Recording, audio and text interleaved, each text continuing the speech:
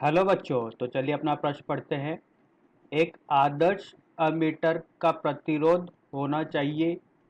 चार विकल्प दिए गए हैं। पहला है बहुत अधिक, दूसरा है बहुत कम, तीसरा है शून्य, चौथा है अनंत। तो इन चारों विकल्प में से अपन को सही विकल्प बताना है। तो चलिए प्रश्न के लिए मुख्य अवधारणा पर चर्चा करते हैं। अपन मुख्य अवधारणा, तो देखिए यहाँ पर अगर अपन बात करेंगे मुख्य अवधारणा की, तो अपन बात करते हैं कि अमीटर होता क्या है। अमीटर एक ऐसी युक्ति होती है, अमीटर एक विद्युत युक्ति है जिसके द्वारा किसी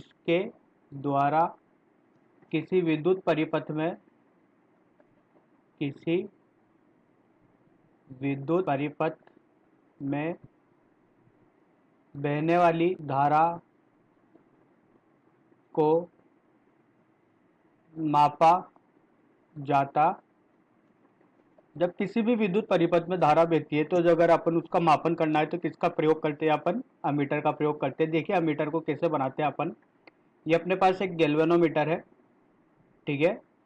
और अगर अपन इसके समांतर क्रम में एक निम्न प्रतिरोध अगर यहाँ पर शंट कर दे, तो जो यहाँ पर अपन का इस तरह का एक युक्ति बनता है, इसी को अपन क्या बोलते हैं? अमीटर। यही अपन का क्या होता है? अमीटर। अब देखिए जो यहाँ पर अपन इसके समांतर क्रम में जो प्रतिरोध लगाते हैं, इस प्रतिरोध का मान अपन निम्न रखते हैं, ठीक है।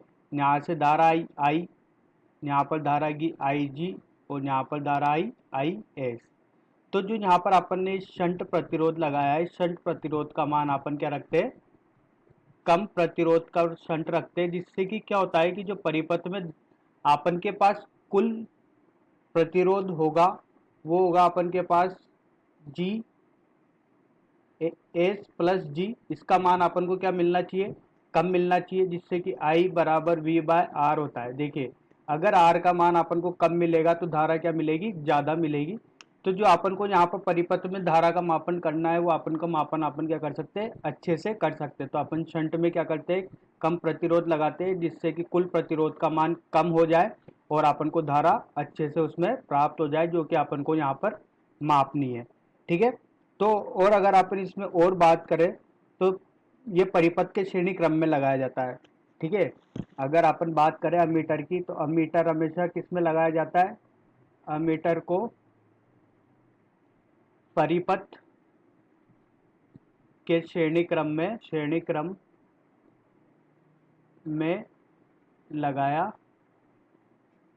जाता है, ठीक है। जिससे कि अपन को कुल प्रतिरोध का मान क्या मिले? कम मिले, और अपन को धारा अच्छे से प्राप्त हो, जिससे कि अपन जो मापन कर सके धारा का, वो अच्छा मापन हो अपन का।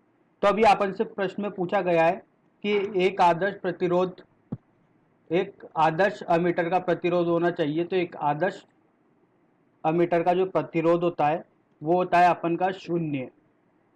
इसका जो प्रतिरोध की अगर बात करें, वो अपन को मिलता है शून्य, ठीक है।